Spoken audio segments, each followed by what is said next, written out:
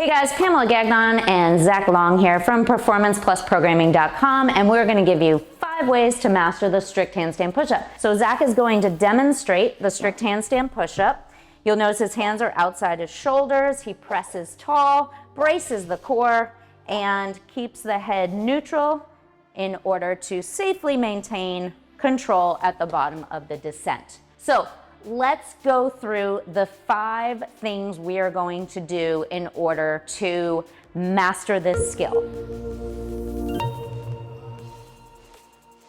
The first one is going to be a push-up from using your triceps. I call this the tricep push-up. So Zach, will you demo a non-tricep push-up that we sometimes see? Elbows are flared out a little bit more. So what I want Zach to do is not involve the pecs so much, but involve our triceps. So he's gonna track his triceps back and they'll be very close to his side. As he comes up, he's going to push all the way through, maintaining full tension, because when you press through the ground, you wanna drive your palms and fingers through the ground so you continually have tension in the pressing position. The next thing we're going to look at is a wall walk into a handstand hold. We need to understand how to move through space. So this is really number 2 and 3. So the first thing we want to do is learn how to wall walk. So we're going to take a giant step up and we're going to press through our shoulders. So we're maintaining tension through there. And then Zach is going to point his toes, extend, and get into a nice long line in his handstand. Good. So we need to learn how to get shoulder stability and shoulder strength in order to have a solid start and stop position in the handstand. He can come down. The next thing I want you guys to do is learn a very dynamic movement of pressing. So when you are in a handstand push-up, you are very dynamic, but you also need to control tension through certain parts of your body. Remember, we move through space when we have all muscles engaged. Think of yourself moving through space as if you were to pull back a slinky and let it go versus a rubber band holding tons of tension. So we want to be a tight rubber band.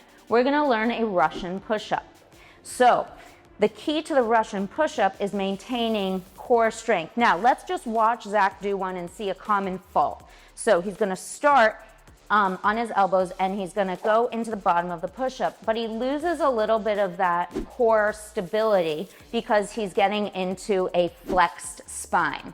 So what we want to do is we want to start in a hollow body position. Shoulders are in line with our elbows, hands are flat. As we drive our head through, we're going to squeeze and under in order to maintain a tight position. He's going to start with his butt down a little bit more. He's going to drive, press through the ground, and come back up. Relax for a sec.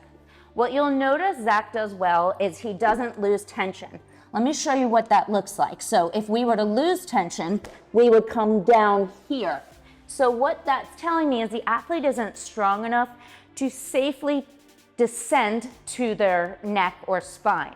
So this is a really good drill in order to help a coach assess the strength of an athlete as well.